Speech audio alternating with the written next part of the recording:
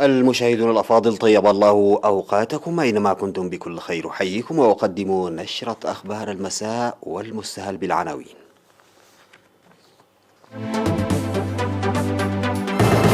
إصابة 23 مواطنا بفيروس كورونا اليوم. إشادة بالمشاركة الشعبية لإنجاح برامج التطعيم في إقليم عنسبة. صيانة الحواجز المائية في شعب.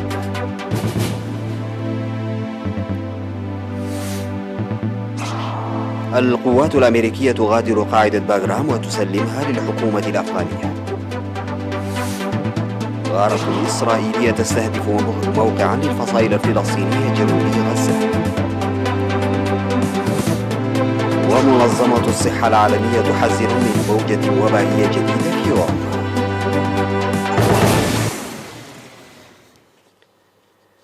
السلام عليكم ورحمة الله. أعلنت وزارة الصحة إن الفحوصات المخبرية التي أجريت اليوم 2 يوليو في مراكز العزل بأقاليم الأوسط وعنسبة وجنوب البحر الأحمر أظهرت إصابة 23 مواطنا بفيروس كورونا. وأظهرت 20 من الإصابات في أسمرة بالإقليم الأوسط و2 في كرم بإقليم عنسبة، وإصابة واحدة في عصب بإقليم جنوب البحر الأحمر. في غضون ذلك شفي 75 مريضا، 50 من الإقليم الأوسط و13 من إقليم عنسبة و11 من إقليم شمال البحر الأحمر وواحد من إقليم جنوب البحر الأحمر. بهذا بلغ عدد المصابين بفيروس كورونا في البلاد حتى الآن 6051، شفي منهم 5634 وتوفي 25، فيما لا يزال 392 مريضا يتلقون العلاج في المستشفيات. وزارة الصحة 2 2021.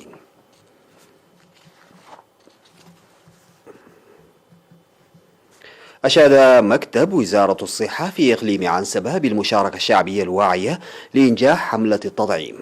وأوضح مسؤول برامج التطعيم في المكتب السيد سامييل تسفالؤول نجاح حملة التطعيم بالحقن التي جرت في الإقليم من 23 وحتى 27 من يونيو على مستوى البلاد ضد شلل الأطفال الوبائي العابر للحدود بنسبة بلغت أكثر من 90%. وقال إن التطعيم كان يغطي بداية سنوات الاستقلال نسبة 4%، ووصل التطعيم المقدم حاليا ل6 إلى 13 نوعا إلى نسبة 100%، والسيطرة على الأمراض والوفيات التي يمكن السيطرة عليها بالتطعيم. وذكر إن التطعيم هو اكتساب المقاومة للوقاية من الأمراض وليس العلاج، داعيا المجتمع لإدراك ذلك وتعزيز التعاون.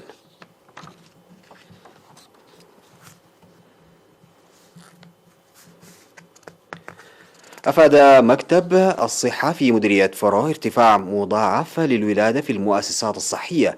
وأوضح مسؤول المؤسسات الصحية في المديرية الممرض محاري قلعة بأن بناء غرف الانتظار الحوامل في المركز الصحي في فرو ارتفعت الولادة في المؤسسات الصحية من 323 عام 2018 إلى 423 عام 2020.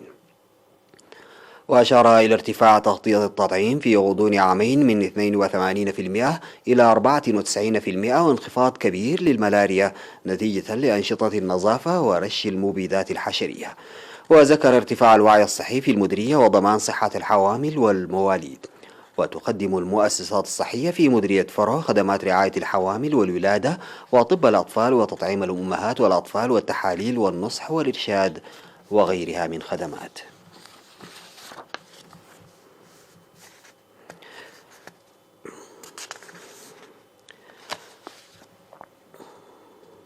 يقوم مزارعو ضاحية جنوب منشب في مديرية شعب بصيانة الحواجز المائية عبر النفير.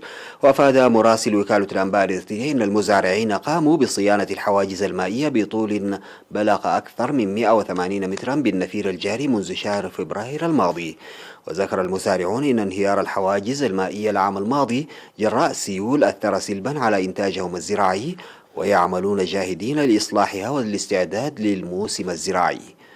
وتزرع مساحة تبلغ 1050 هكتارا في ضاحية جنوب منشب.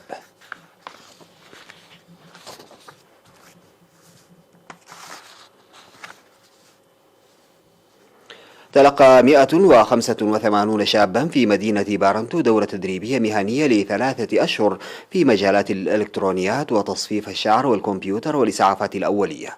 وأوضح الاتحاد الوطني للشباب والطلبة في إقليم القاشبركة في مراسم التخريج في الأول من يوليو إن 160 شابا تدربوا بسعر رمزي و25 مجانا. كما قدمت دورات تدريبية مجانية للشباب المحتاجين والمعاقين في أم حجر وقلوج وملقه وأغردات.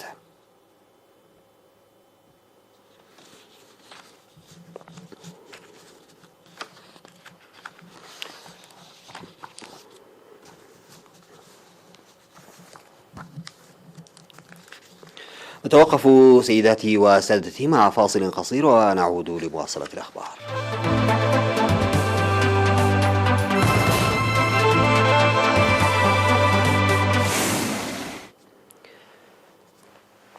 انسحبت القوات الأمريكية وقوات حلف شمال الأطلسي الناتو بالكامل من قاعدة باغرام الجوية قرب كابول، وفي حين رحبت حركة طالبان بهذه الخطوة أكدت واشنطن أنها لن تتخلى عن أفغانستان. وقال مسؤولون أمريكيون إن الجيش الأمريكي غادر قاعدة باغرام بعد نحو 20 عاما من تمركزه فيها. وكانت قاعدة باغرام وهي أكبر قاعدة أمريكية في المنطقة مركز الحرب الأمريكي على حركة طالبان منذ عام 2001. في الوقت نفسه قال مسؤولان أمريكيان إن القوات الأمريكية سلمت القاعدة الجوية لقوات الأمن والدفاع الأفغانية بالكامل. كما نقل مسؤول أفغاني تأكيده أن القوات الأمريكية سلمت قاعدة باغرام للقوات الأفغانية، مشيرا إلى أن وزيري الدفاع الأمريكي والأفغاني ناقشا في اتصال هاتفي آلية تسليم القاعدة. من جهته قال وزير الدفاع الأمريكي لويد أوستن إن تصعيد حركة طالبان للعنف مصدر قلق ويعد عائقا أمام التوصل إلى تفاهم شامل.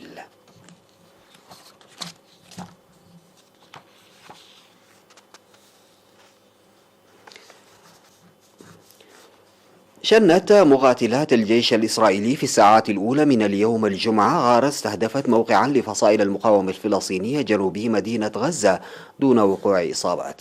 وقال شهود عيان إن الغارة استهدفت موقع بدر التابع لكتائب القسام بعدد من الصواريخ دون وقوع إصابات. في المقابل قال الجيش الإسرائيلي إنه قصف موقعا لتصنيع السلاح تابعا لحماس في غزة ردا على إطلاق بالونات حارقة من القطاع. ولم تصدر حركة حماس تعقيبا بعد على الهجوم الإسرائيلي، كما لم يعلن عن وقوع إصابات. وتشعر حماس بغضب شديد من مماطلة تل أبيب ومما تصفه الحركة بمحاولات ابتزاز إسرائيلية تهدف إلى تحقيق مكاسب عبر ربط ملفات الحصار وإعادة إعمار ما دمرته الحرب بملف صفقة تبادل الأسرى.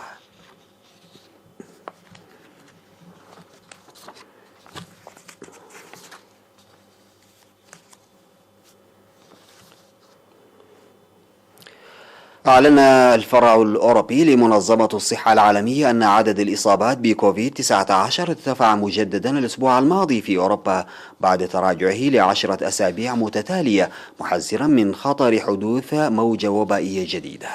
وأضاف مدير منظمة الصحة العالمية في أوروبا هانس كلوجه أثناء مؤتمر صحفي عبر الإنترنت أنه ستكون هناك موجة جديدة في المنطقة الأوروبية.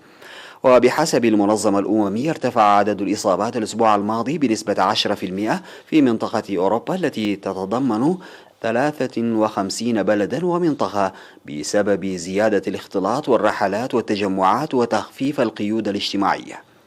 وتوقع الفرع الأوروبي من منظمة الصحة العالمية الخميس أن تصبح متحور الدلتا مهيمنة بحلول نهاية أغسطس في القارة العجوز.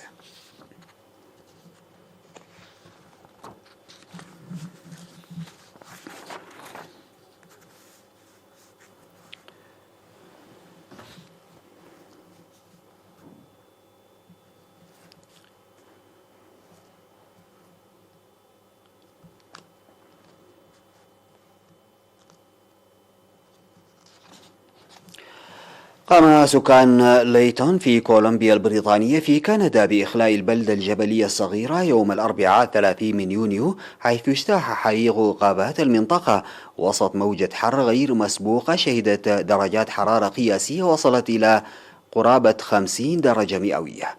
وأصدر عمدة المدينة أمر إخلاء إلزامي للبلدة فر على إثره أغلب السكان.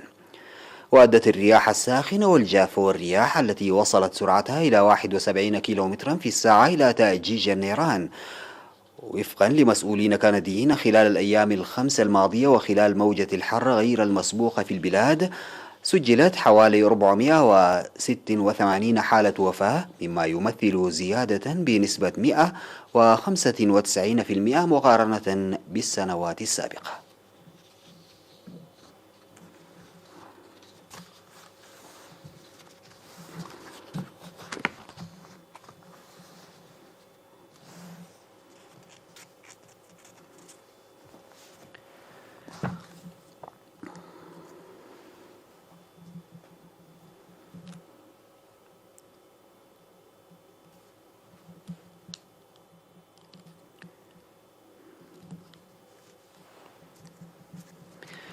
ختاما سيداتي وسادتي لنشرة أخبار هذا المساء أعود فأذكر بعناوينها. إصابة 23 مواطنا بفيروس كورونا اليوم. إشادة بالمشاركة الشعبية لإنجاح برامج التطعيم في إقليم عسلة. صيانة الحواجز المائية في شعب.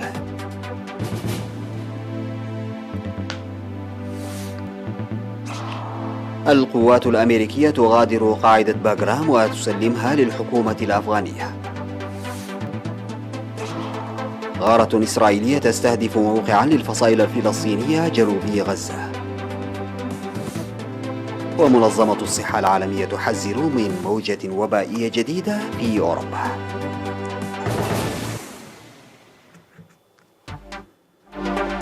في الختام لكم مني أجمل المنى، والسلام عليكم ورحمة الله تعالى.